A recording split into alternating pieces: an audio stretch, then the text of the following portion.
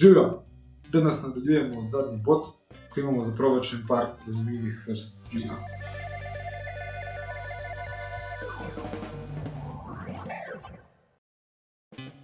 Gin Craze se je umiril predvsem zaradi par zaporednih slabih let žita. So pa začeli tudi proizvodnjo bolj regulirati, določili kaj točno gin je, kako se ga pa deluje in nek osnoven nivo kvalitete. Če je en gin dosegel te pogoje, se je lahko imenoval London Dry Gin.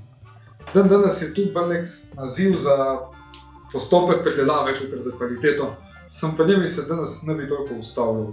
Je zelo pogost in se bomo še srečali. Še en gin, zelo podoben London Dryju, je Plymouth Gin. Do nedavnega je bil geografsko zaščiten, proizvaja pa je samo ena destilarna. Zelo popularen je bil v angleški mornarici, ko je imela tudi pravilo, koliko mora imeti ladja natovorjenega, da sploh lahko izpluje.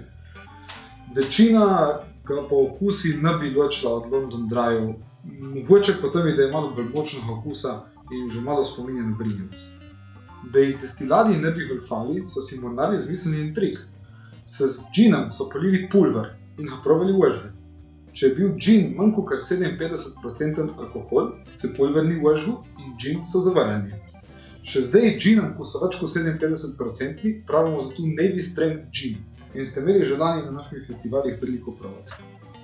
V 19. stoletju se je začelo osvajati Ameriko in mornarji so bili po več tednov na Muri, ker se je izkazalo, da ni bil zdrav. Pomagali so si z raznimi medižijami, ena od njih je bila z Južne Amerike, Angostura bitter. Kakor že ime pove, ta stvar je hrenka kot satan in da je bilo malo leže spit, so jo zmešali s dnevno dozo svojega Plymouth Gina.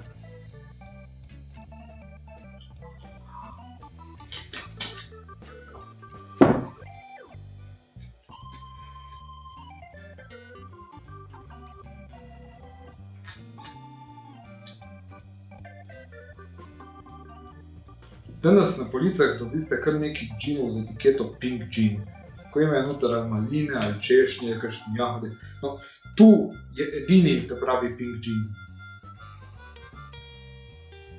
Na vonj ima precej začimb, klinčki so res izraziti in cimet, brin seveda pride skozi in morda celo kaj suhega sadja.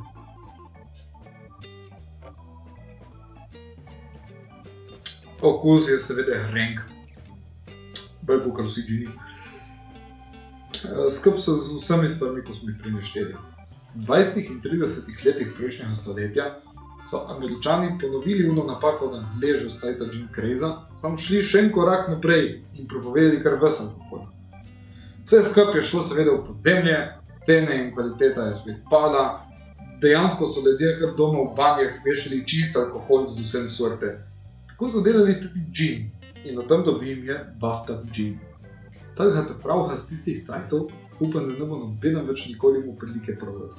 Se pa da modernejše in kvalitetnejše verzije hladno zmešanih ginov dobiti tudi pri nas na policah. Nazadnje se ostavimo še pri slow ginu. Preko med destilate bi ga morda dal med likerje. Dobimo ga tako, da zmrznjene jagode črnega trna skupaj s precej cukra močemo v ginu. Angleži pripravijo, da zaprav morajo jagode zmrzniti že na hrminu.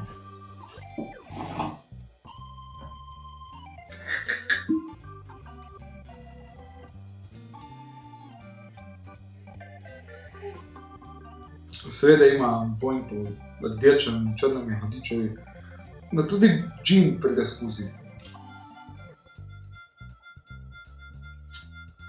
Sladkorji so visoki. Kisline tudi, tako da to se nekako zbalansira. Kakšne točne note pa so odvisne tudi od gina, ko je bil uporabljen. Pri nas na policah ga nisem še zasledil. Sem ga lani naredil sam doma. Dobiste enkrat recept. No, toliko, da boste vedeli, da gin ni samo gin. Gin.